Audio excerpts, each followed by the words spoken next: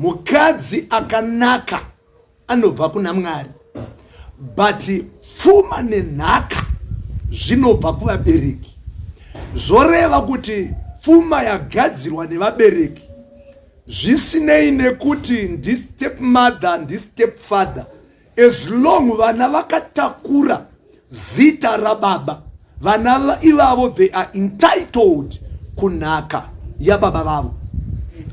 Saka pfungwa yekuti regedzai tidaidze kila tii pamutambo wababa waSandra, pamutambo wababa waSelma iera.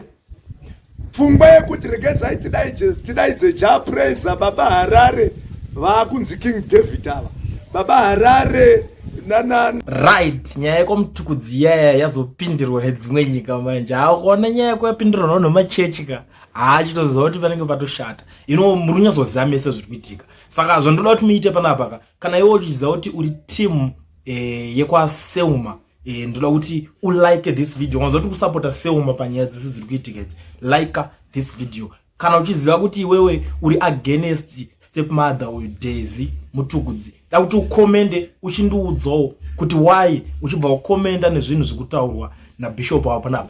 But kana uchiziva kuti iwewe uri kusapota stepmother uyu Daisy, da kuti ushare this video uchindiudzawo kuti nyaya iyi how far. Unongo explain, unongo share for comment food, but everyone is allowed to comment. But you unongo to team Daisy, unataka ne like this, unataka ne share this video. Vekwa Selma like a video. Tuone sad. Haleluya, hama dzinodikana. Regedzai nditaure muchidimbu. Ndikundaka ndiri college kana ndiri ku university kuchikurubhu. Zvino ndakasvika paine nyaya dzakawanda dzakasiyana siyana, but ndakasvikirana nayo yakanditi batei inyaya yemhuri yekwaMutukudzi, the late Dr. Oliver Mutukudzi. Nyaya yaiitika pakati paamai nevana. Ndoda kungobvisa izwi rekuti stepmother ndongoti ndeamai, zvisinei nekuti handiwo vakabereka Selma naSamantha. Selma naSandra vakabereka Sem naSamantha. Izvozvo azvibvise uamai kuvana ava.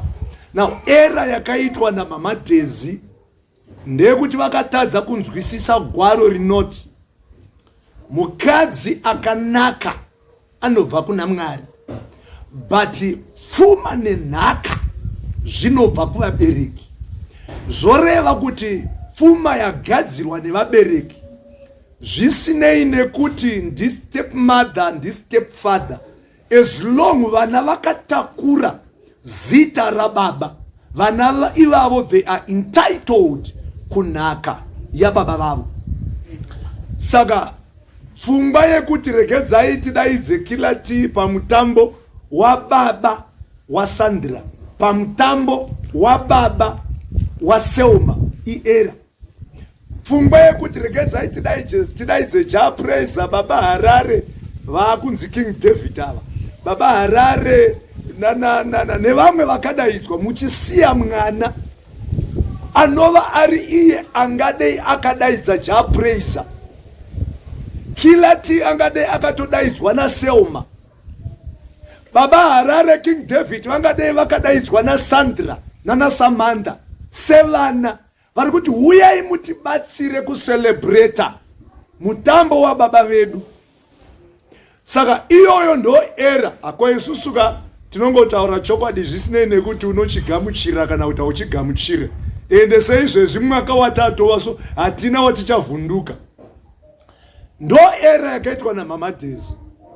Hamaigona kudaidza vamwe dzimwe shamwari vanoshanda nevana venyu muchisiya vana venyu.